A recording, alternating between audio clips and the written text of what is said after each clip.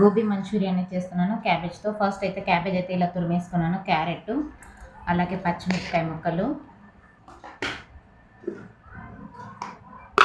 1 spoon అల్లం వెల్లుల్లి paste, టేస్ట్కి తగినంత ఉప్పు, కొంచెం మిరియాల పొడి,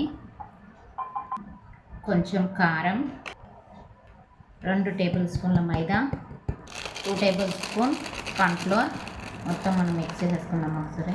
ఇందాక నేనంతా మిక్స్ చేసి పెట్టుకున్నాను కదా గోబీకి, అవన్నీ ఇలా ఉండలైతే చేసేసుకున్నాను, పక్కన పెట్టేసుకున్నాను. ఇప్పుడు ఆయిల్ అయితే డీప్ ఫ్రైకి అయితే పెట్టాను. ఆయిల్ హీట్ ఎక్కిన తర్వాత ఆయిల్ అయితే హీట్ ఎక్కింది ఫ్రెండ్స్.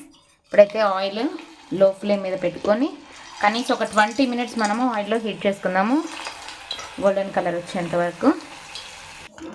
ఆయిల్ అయితే ఇలా డీప్ ఫ్రై చేసి పక్కన పెట్టేసుకున్నాను. ఓకేనా, 20 మినిట్స్ మనం ఆయిల్ అయితే medium to high flame adjust చేసుకుంటూ ఇలా ఫ్రై చేసి పక్కన పెట్టుకున్నాను. ఓకేనా, ఆయిల్ అయితే వేసుకున్నాను. సన్నగా తరిగిన తెల్లగడ్డలు, పచ్చిమిరపకాయలు, ఫుల్ బెటర్ అంట. ఇందులో అయితే నేనైతే సాస్ అయితే గ్రీన్ చిల్లీ సాస్ కూడా వేసుకుంటున్నాను.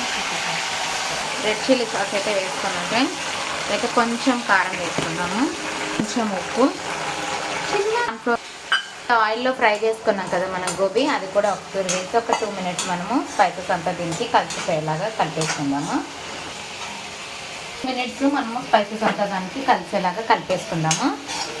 మంచిగా స్ట్రీట్ స్టైల్ అయితే రెడీ అయిపోయింది. ఓకేనా, వీడియో నచ్చితే లైక్ చేయండి, సపోర్ట్ చేయండి.